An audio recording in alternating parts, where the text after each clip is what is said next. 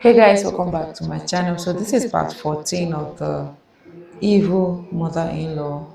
You need to start from part 1 if you've not seen it, and just get ready. This story is going to infuriate you. Yes, start from part 1. Let's continue. Before we start the next part, I have a special guest star today. This is Oh, Sierra. oh, this is Hi. Sierra. Sit. Sit. She listens when she wants. Shake.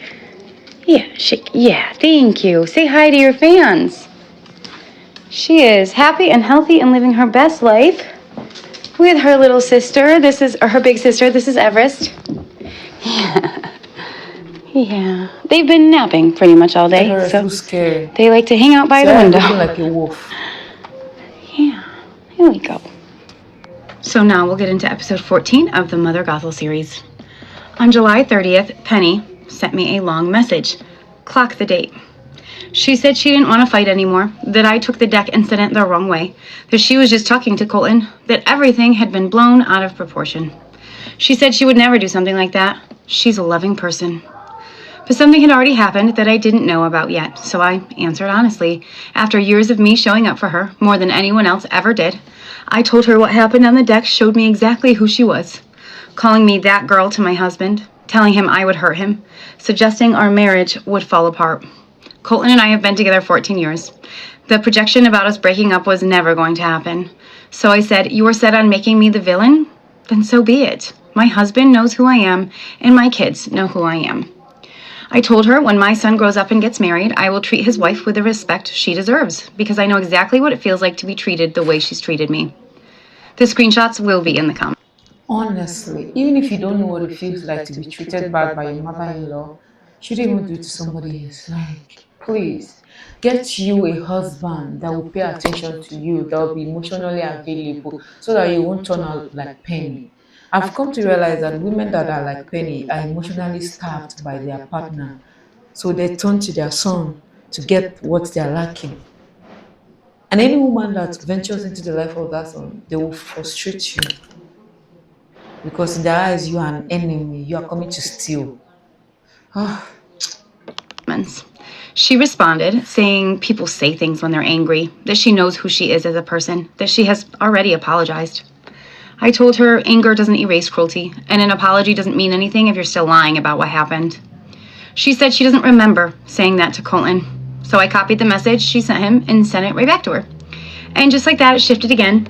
Now it was things were said on both sides, and that she had already apologized for everything. She says sorry, and then she immediately explains why she wasn't actually wrong, and that's why nothing ever gets resolved. Then she went back into the victim narrative again. Her life is hard. She sleeps a lot.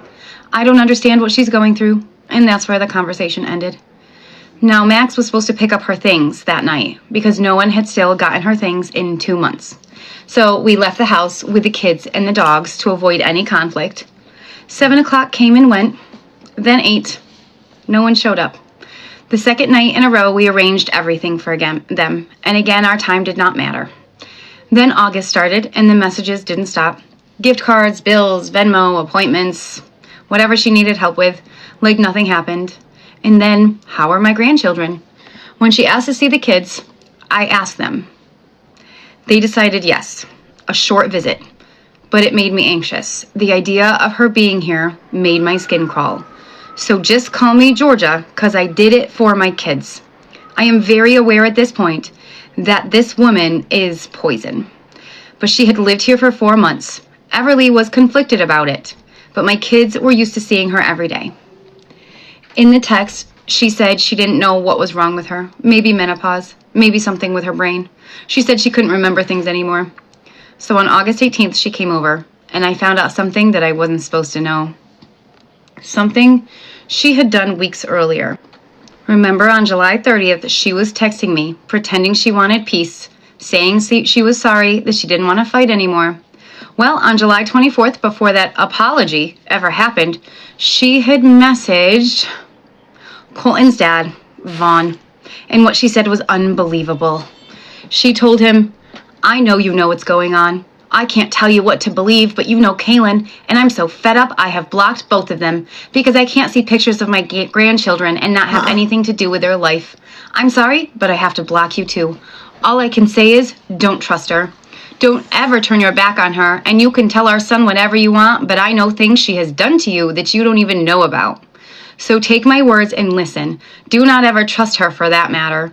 Don't trust your son either, because he'll do anything she says." Vaughn responded that he was interested in what she had to say in regard to him. Then she doubled down. Penny said, "I left because of her. Our son has got rose-colored glasses on where it has to do with his wife, and now she's turned my grandchildren against me. That's it, I'm done. You take away my grandchildren, you take away my everything. And yeah, she does, she hates your guts, but she acts like she loves you because you buy things for the kids. And there's so much more, believe me, and that's why I'm saying don't ever fucking trust her. She will stab you in the back faster than you can turn your head, and if you want to know what I mean, you can call me and I'll enlighten you. Believe me, I have nothing to lose. Call me anyway, because there's a very annoying question that I need to ask you that she told me and your son, and I would really like to know if it's true, so give me a call."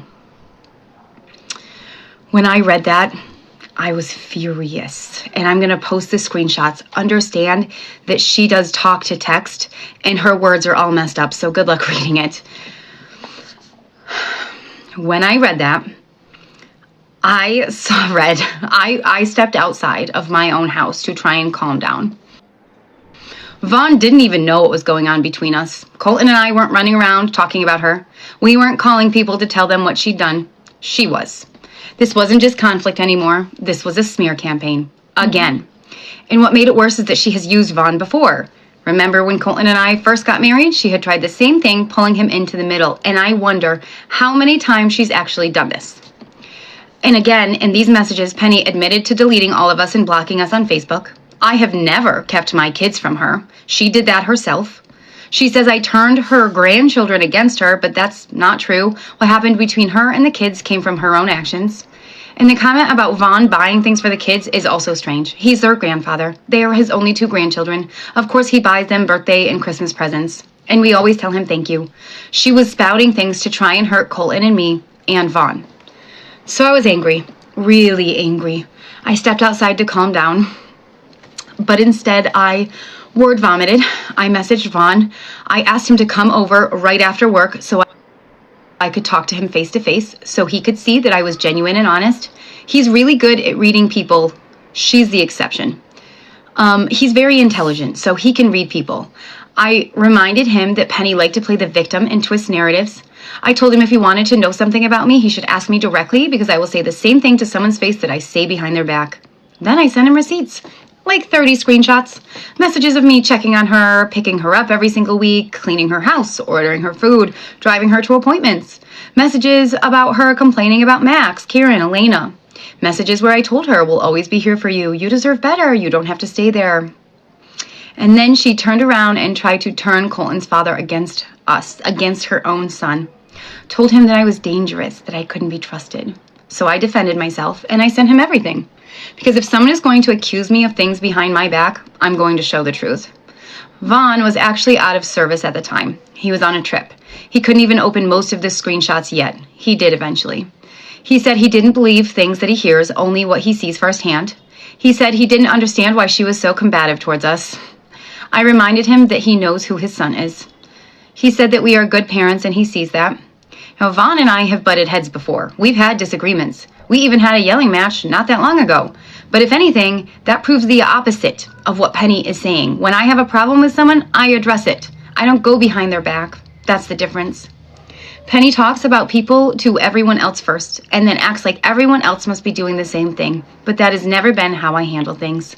And I was done playing that game. In part 15, we address Penny on everything. I'm happy that she's finally, standing up for herself, not allowing that woman to walk over her. Like, what does she stand to gain in all this? That's what I keep asking myself. What does she stand to gain in all this? As a mother, not just a mother, grandmother. There are some mothers that used to be harsh to their children. When they now become grandmothers, you now see them, they will now become a whole new human. But in this case, she's getting worse and worse and worse. Guys, I'll see you in part 15. Like and subscribe.